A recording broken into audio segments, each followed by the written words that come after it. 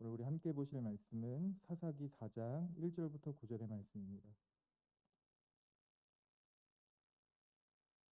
사사기 4장 1절에서 9절의 말씀입니다.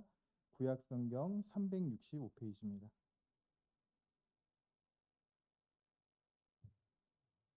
사사기 4장 1절부터 9절, 제가 한 절, 여러분이 한 절 교독해 읽겠습니다.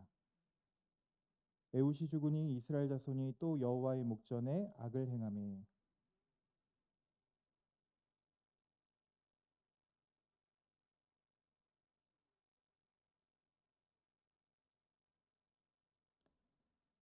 야비나는 철병거 900대가 있으니 20년 동안 이스라엘 자손을 심히 학대하였으므로 이스라엘 자손이 여호와께 부르짖었더라.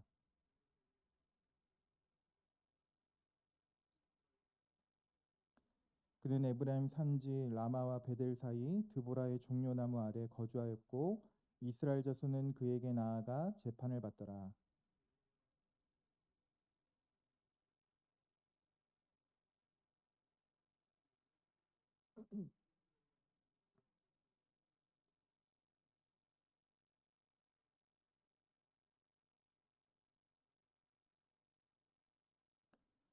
내가 야빈의 군대 장관 시스라와 그의 병거들과 그의 무리를 기송강으로 이끌어 내게 이르게 하고 그를 내 손에 넘겨주리라 하셨느니라.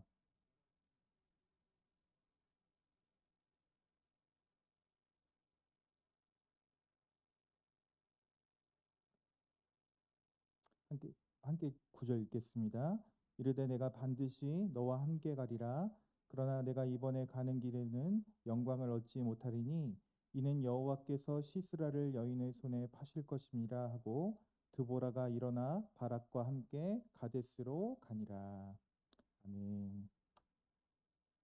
여러분 한 나라의 좋은 무기와 좋은 장수를 갖추고 있다는 것은 그것은 굉장히 큰 장점입니다. 그 나라가 그만큼 가장 강력하다는 것을 나타내는 중요한 지표가 되는 것이죠. 무기와 장수요. 그런 의미에서 오늘 사사기 4장에 등장하는 가나안 왕 야빈, 이 왕은 사실은 모든 것을 갖추고 있는 왕이었습니다. 2절에 보니까 그의 군대 장관은 하롯의 탁고임에 거주하는 시스라라고 하고, 게다가 3절을 보니까 그에게는 철병거가 900대가 있다고 기록하고 있습니다. 그러니까 사실은 여기 시스라 그리고 철병거 900대는 사실 야빈왕에게는 굉장히 무시무시한 무기였던 것이죠. 먼저 2절 후반절에 그의 군대 장관은 누굽니까? 후반절 보니까 그의 군대 장관은 하롯의 탁고임에 거주하는 시스라요. 잘 안 씻었나 봐요. 이름을 시스라라고 합니다. 제가 중고등부 애들한테 얘기했더니 하나도 안 웃더라고요. 여러분들도 안 웃으시네요. 근데 여러분 여기서 유심히 봐야 될 건 뭐냐면, 여러분 왕은 야빈이고 군대 장관은 시스라인데 이 야빈과 시스라의 거주지가 달랐습니다. 야빈은 어디에 살았죠? 2절 초반을 보니까 그는 하솔 지방을 통치하였고, 그러니까 하솔은 이스라엘의 북쪽에 위치했고요. 그의 군대 장관은 누구였죠? 시스라는 어디에 살았대요? 여러분 그 야빈이 하솔에 살았으면 군대 장관도 어디에 살아야 돼요? 하솔에 살아야 하죠. 그런데 시스라는 어디에 살았냐면 2절 후반절을 보니까 그는 하롯의 탑고임, 여기는 이스라엘 서쪽, 그러니까 바닷가 근처에 살았다고 하죠. 그러니까 여러분 대대로 이 그 이스라엘의 서쪽 지방에는 블레셋이 있었는데 그 골리앗과 같은 굉장히 용사들이 많이 배출되었던 위치였습니다. 그래서 학자들이 그 왕과 그 군대 장관의 그 거주지가 다른 것을 이야기하면서, 시스라는 야빈의 군대 장관이기는 하지만 같은 하솔 출신이 아니라, 그러니까 시스라가 하도 용사로서 너무 뛰어나서 아마도 야빈이 자신의 용병으로 그 스카우트한 인물이 아닌가 그렇게 추측을 하는 것이죠. 그러니 시스라가 얼마나 강력하고 위협적인 군대 장관이었겠습니까? 뿐만 아니라 야빈은요 철로 만든 병거가 900승이 있었다고 합니다. 그러니까 여러분 당시는 그냥 병거만으로도 무시무시한데 그거를 당시에 철은요 신소재였어요.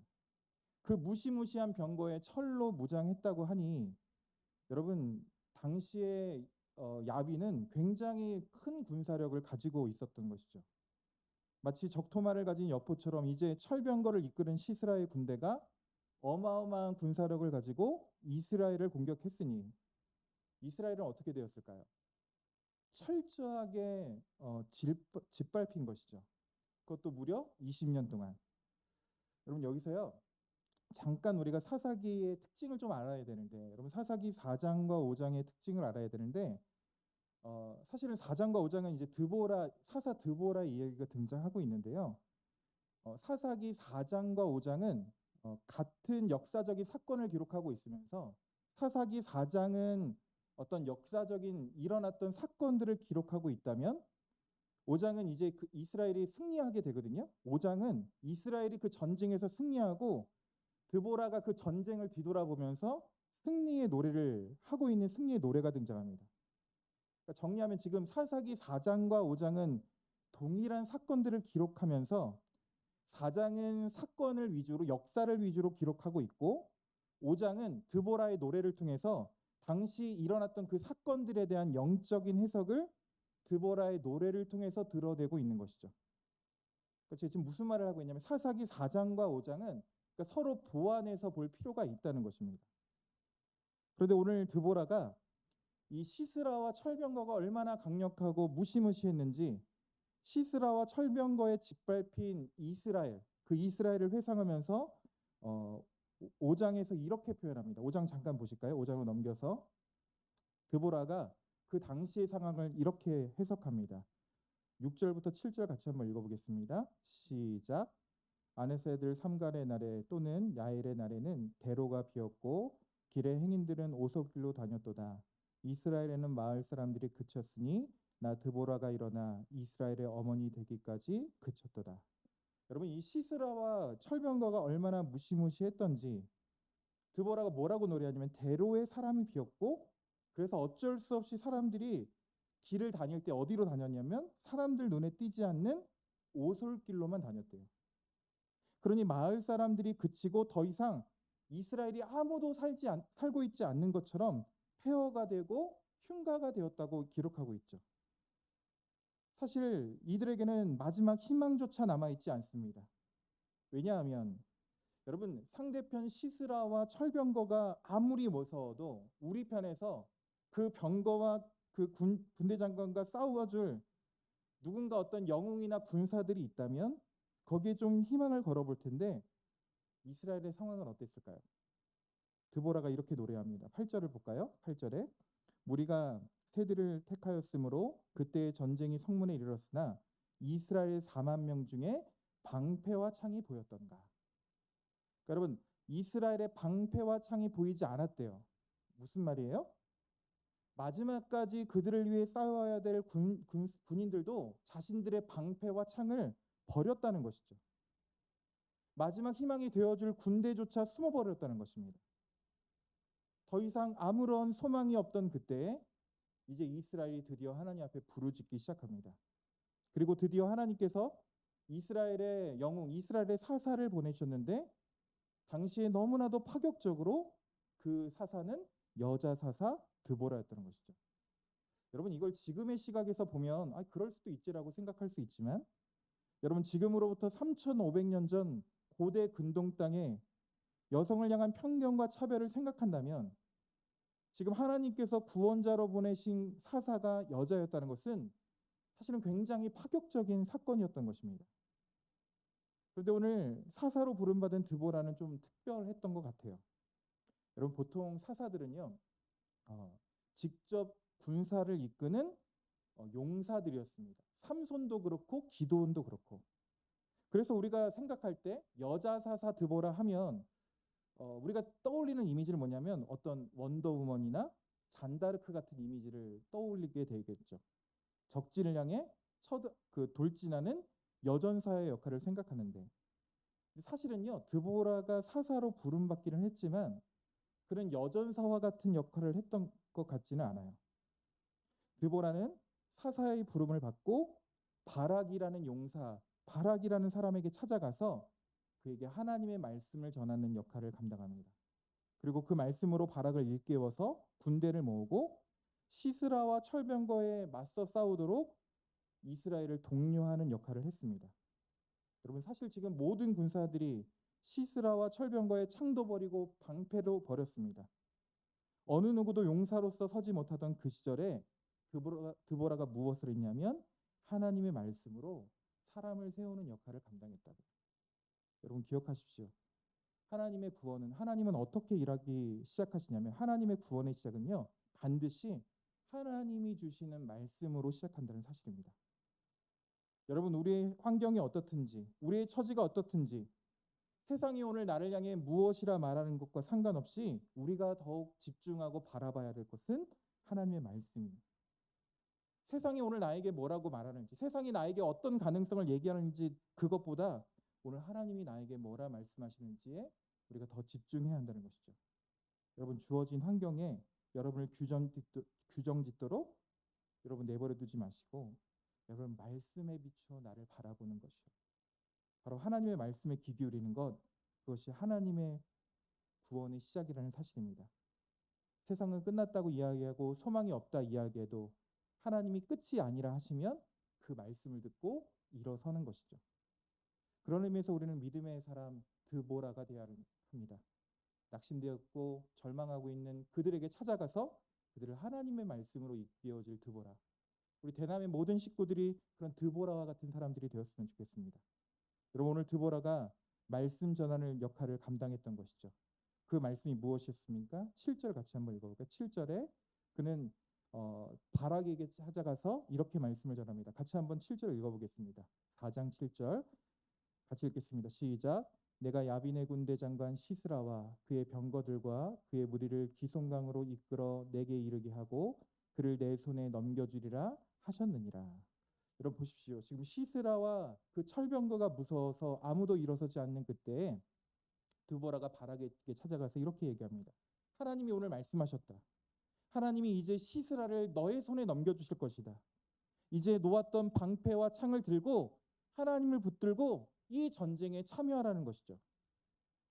여러분 오늘 드보라가 말씀으로 바락을 일으켜 세웠을 때 바락이 어떻게 반응했을까요? 여러분 결론부터 얘기하면요. 바락은 그 말씀에 순종하고 나갔습니다. 근데요, 여러분 이 말씀에서 그 바락이 그 말씀에 순종하고 가기까지 그 과정이 좀 찜찜하고 석연치가 않아요. 자 보세요. 오늘 드보라가 군사들을 모아서 다볼산으로 가라는 그 하나님의 말씀을 처음에 뭐라고 반응하죠? 8절에 바락이 그에게 이르되 만일 당신이 나와 함께 가면 내가 가려니와 만일 당신이 나와 함께 가지 아니하면 나도 가지 않겠습니다. 바락이 뭐래요? 지금 이 전쟁 드보라가 함께 가야 되고 만약에 드보라가 이 전쟁에 같이 가지 않으면 자신도 가지 않겠다고 말합니다. 여러분 바락의 이런 태도예요. 물어보겠습니다. 오늘 바락이 여러분 이 모습이요. 믿음이 있어 보이십니까? 없어 보이십니까? 사실 바락의 태도가 좀 애매해요. 어떻게 보면 믿음이 있어 보이기도 하고 어떻게 보면 좀 믿음이 없는 태도 같아 보이죠. 여러분 사실 별거 아닌 것 같잖아요. 뭐 그게 뭐가 어때? 근데 여러분 별거 아닌 것 같아 보여도요. 많은 학자들이 이 부분을 놓고 많은 논쟁들이 있었습니다. 그래서 전통적으로 말씀을 해석하는 분들은 어떻게 해석했냐면 보통 바락이 믿음 없는 태도였다라고 무게를 두고 해석해왔습니다. 예를 들면 이런 거죠. 야, 얼마나 남자가 찌질하면 드보라 뒤에 숨어서 그녀가 가면 간다고 하고 안 가면 안 간다고 하느냐. 그리고 지금 확신에 차서 말하는 드보라와 비교하면서 바락은 참 믿음 없고 찌질한 사람으로 해석하기도 합니다. 그리고 드보라가 9절을 보면 아주 의미심장한 말을 하는데 이렇게 말하죠. 이르되 내가 반드시 너와 함께 가려니와 그러나 내가 이번에 가는 길에서는 영광을 얻지 못하리니 이는 여호와께서 시스라를 여인의 손에 파실 것임이라 하고 드보라가 이렇게 말해요. 네가 이 전쟁에 참여하면 승리할 것인데 그러나 그 전쟁에 승리해도 그 영광은 네가 취하는 것이 아니다. 지금 마치 드보라가 바락을 책망하는 듯한 뉘앙스를 풍기고 있다는 것이죠. 그래서 바락을요. 찌질한 남자의 표상으로 이야기하곤 합니다. 그런데 사실 오늘 최근에 와서 많은 학자들이 바락을 재평가하기 시작했습니다. 바락이 그래서 오늘 바락이 드보라가 가면 전쟁에 참여하고 가지 않으면 전쟁에 참여하지 않겠다는 이 말을 어떤 믿음이 없는 말이라기보다는 오히려 겸손함의 표현으로 평가하기 시작했죠. 왜냐하면 여러분 한번 생각해 보십시오. 드보라가 이렇게 말했잖아요. 네가 이 전쟁에서 승리해도 네가 이번에 가는 길에서 영광을 얻지 못한다. 여러분 정말 바락이 믿음 없는 자였다면 승리하여도 영광을 얻지 못할 전쟁에 그가 참여할 필요가 있었습니까? 여러분 영광이 없는 전쟁에 누가 참여합니까? 참여할 이유가 없죠. 그런데 바락은요, 이 전쟁을 통해서 자신에게 주어질 영광이 없다는 것을 알고도 이 전쟁에 참여하고 있는 것입니다.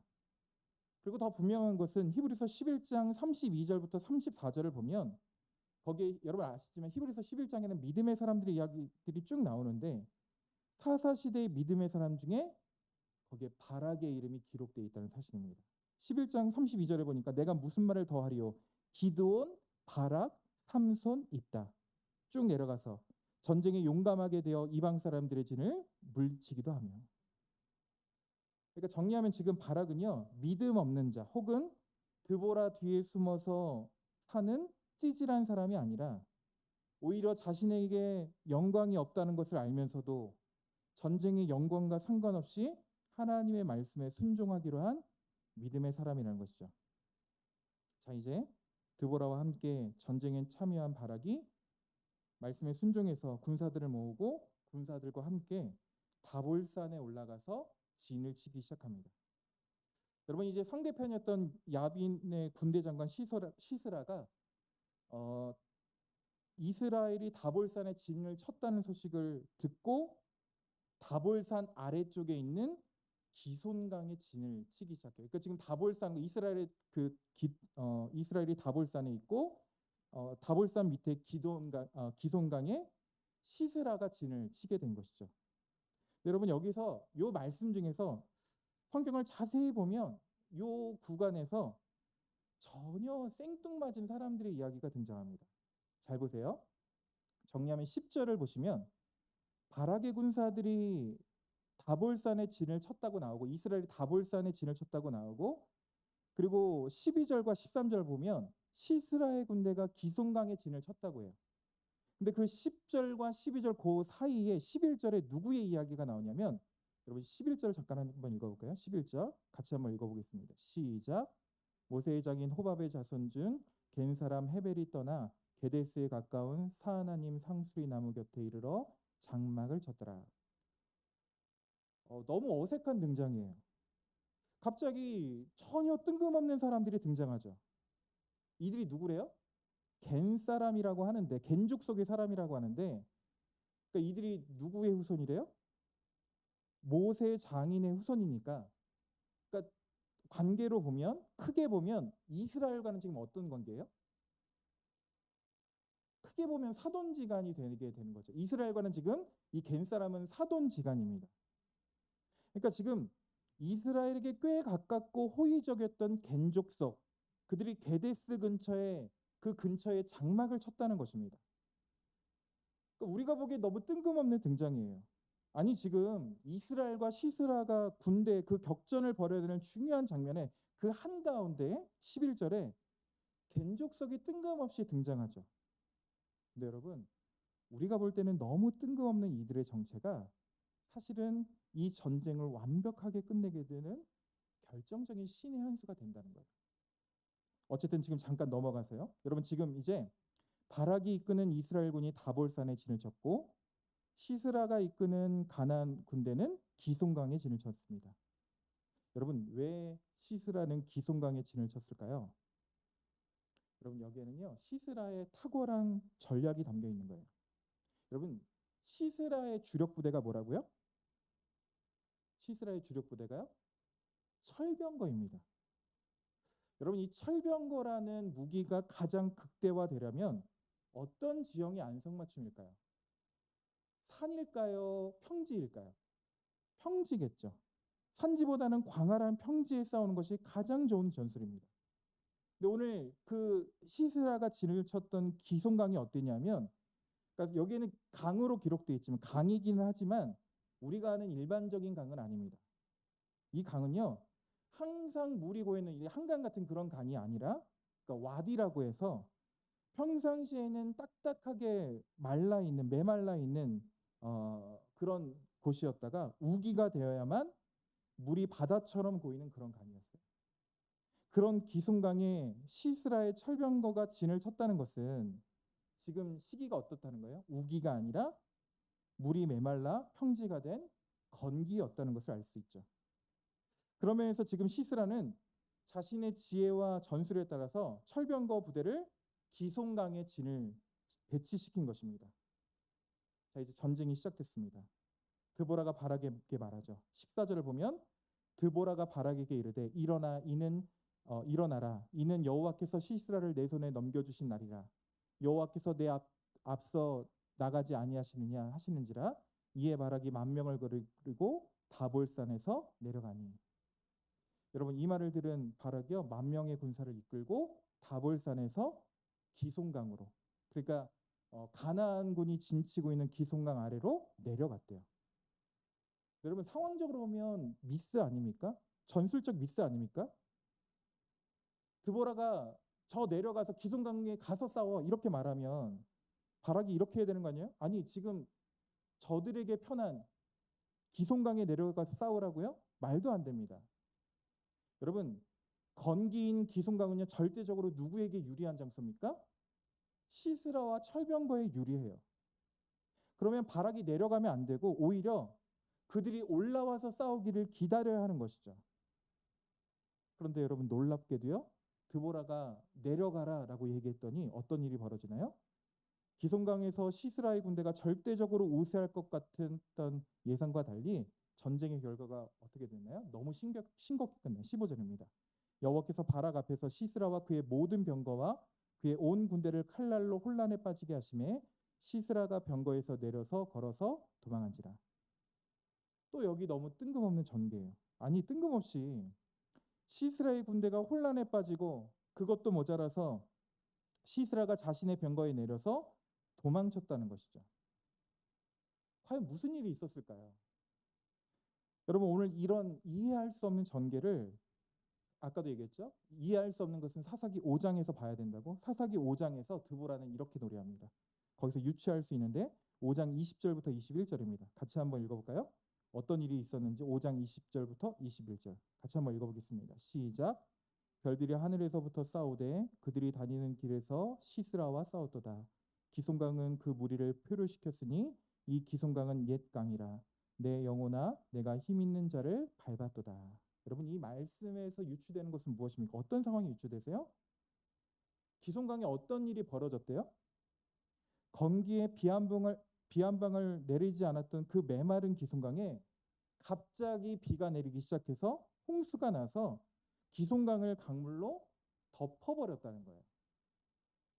여러분, 다시요. 시스라는 철병거로 무장을 했습니다. 아무리 그들이 자랑하는 철병거, 누구와 싸워도 이길 수 있는 철병거가 900대 있더라도 홍수로 강을 덮으니까 아무리 강력한 무기와 전술이 있다 할지라도 힘 한번 써보지 못하고 너무 무기력한 도구가 되어버렸던 것이죠. 여러분, 아무도 예상하지 못했던 이스라엘의 승리였습니다.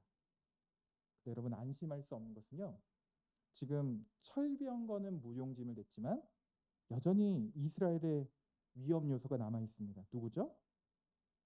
지금 도망치기는 했지만 여전히 시스라는 남아 있어요. 시스라가 살아있는 한 이스라엘에게 진정한 평화는 올 수 없는 것이죠. 이제 이 시스라가 어디로 가는가? 그는 어디로 도망갔는가? 우리의 모든 관심이 도망친 시스라에게 가 있을 때쯤에 우리에게 너무 익숙한 한 족속의 이름이 다시 등장하기 시작합니다. 시스라가 도망쳐서 어디로 숨어 들어가게 되죠? 17절입니다. 17절 같이 한번 읽어보겠습니다. 시작. 시스라가 걸어서 도망하여 겐 사람 헤벨의 아내 야엘의 장막에 이르렀으니 이는 하소랑 야빈과 겐 사람 헤벨 집 사이에는 화평이 있습니다. 그러니까 지금 걸어서 도망가던 시스라는 겐 사람 헤벨의 아내 야엘의 장막에 이르렀습니다. 시스라가 이 헤벨의 집을 찾은 것은 당시로 너무 당연한 일이었습니다. 왜 그럴까요? 야빈과 가나안과 이 헤벨 사이에 뭐가 맺어졌다고요? 화친, 동맹이 맺어졌기 때문입니다. 그러니까 여러분 한번 정리해 볼게요. 뜬금없이 등장했던 이 겐족석은 이 야빈의 군대와는 동맹이 맺어진 사이였고 이스라엘과는 크게 보면 사돈지간이 되는 거죠. 그러니까 다시 말하면 지금 전쟁 당사자였던 야빈과 이스라엘 모두 이 겐족석과 연관이 돼 있던 거예요. 그런데 아이러니하게도 야빈과 이스라엘 전쟁 중에 이 전쟁의 가장 큰 이슈였던 시스라가 어디로 피신했는가?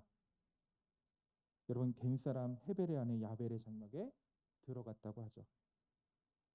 이제 모두가 이 야엘의 장막으로 숨어든 시스라가 어떻게 될 것인가 숨죽여 지켜보고 있는데 이 헤벨의 아내였던 야엘이 시스라를 극진히 대접합니다. 18절을 보니까 주여 들어오소서 두려워하지 마소서 안심시키고 그를 이불로 덮어주며 숨겨주었습니다. 그리고 그렇게 극진히 대접하는 야엘의 행동이 뭔가 좀 찜찜해요. 수상해요.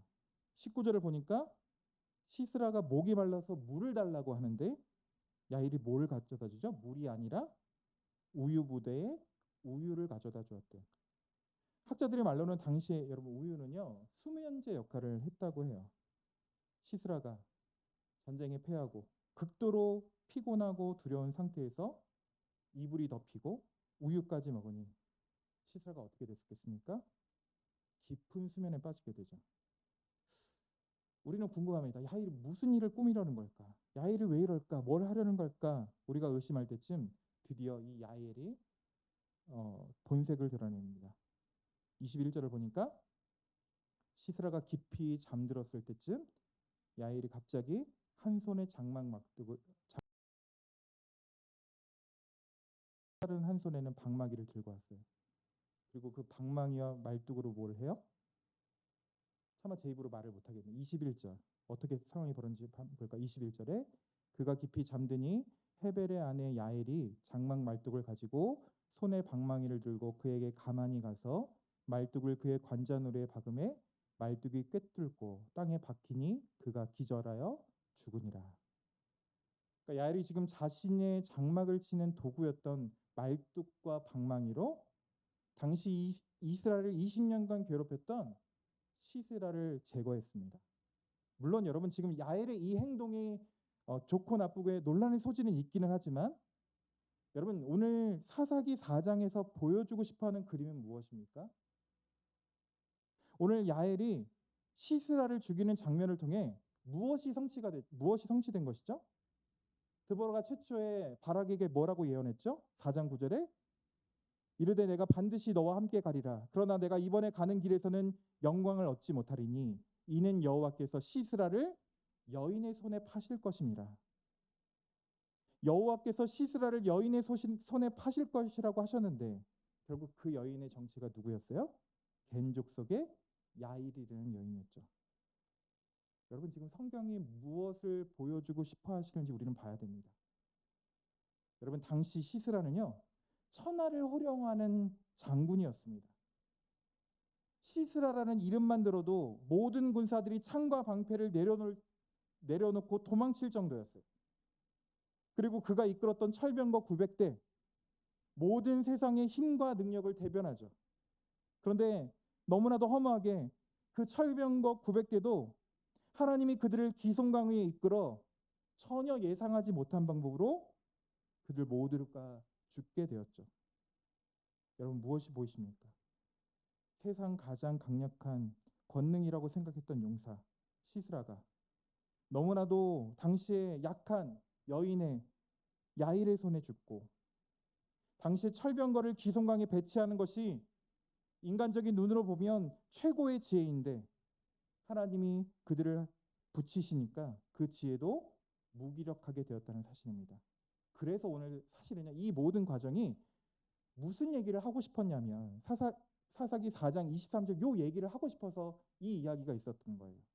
무슨 이야기를 하고 싶었던 걸까요? 23절 같이 한번 읽어볼까요? 시작. 이와 같이 이날에 하나님이 가나안 왕 야빈을 이스라엘 자손 앞에서 굴복하게 하신지라. 이와 같이 이날에 하나님. 철병거와 시스라로 대표되는 세상의 온갖 지혜와 능력을 가진 야빈을 하나님이 꺾으셨다는 것입니다. 그런데 하나님이 꺾으실 때 그 방법이 특별한 영웅을 등장시키거나 어떤 가장 강력한 무기를 도입한 것이 아니라 가장 평범하고 연약한 여인을 통해서 이루셨다는 사실이죠. 그러면 그들의 그 능력 때문에 그것을 이루셨습니까? 아니요. 그들은 특별한 능력을 가진 사람이 아니었습니다.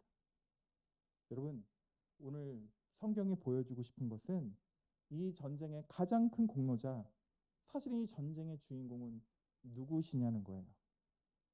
오늘 드보라의 이야기의 가장 마지막 결론은 이 전쟁의 영광은 그 누구도 아닌 하나님이 얻으셨다는 사실입니다.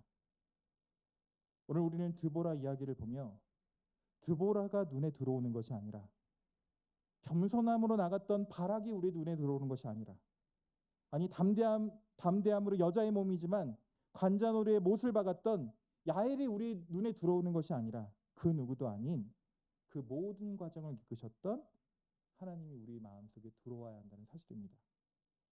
오늘 이야기는 이 한마디 하려고 기다리고 있었던 것이죠. 이와 같이 하나님이. 그러므로 오늘 말씀을 통해 우리가 다시 한번 확인하고 깨닫게 되는 것이 있습니다. 그것은 우리의 삶의 모든 것은 어떤 우리의 능력과 재능에 달린 것이 아니라 하나님의 손에 달려 있다는 것이죠. 솔로몬은 전도서에서 이렇게 고백합니다. 전도서 9장 11절에 내가 다시 해 아래에서 보니 빠른 경주자들이라고 선착하는 것이 아니며 용사들이라고 전쟁에 승리하는 것이 아니며 지혜자들이라고 음식을 얻는 것도 아니며 명철자들이라고 재물을 얻는 것도 아니며 지식인들이라고 은총을 입는 것도 아니니 이는 시기와 기회는 그들 모두에게 임함이니라. 무슨 이야기입니까? 솔로몬이 이제 나이가 많아서 지혜자가 되어서 하늘을 초월해서 인간의 삶을 보게 된 것이죠. 그런데 그렇게 보고 나니까 능력이 있는 사람이라고 다 되는 게 아니더라고요. 빠른 경주자들, 용사들, 지혜자들, 명철자들, 지식인들, 능력을 가진 많은 사람들. 그러나 그들의 능력에 따라 좋은 것이 그들에게 임하는 것이 아니라는 것이죠.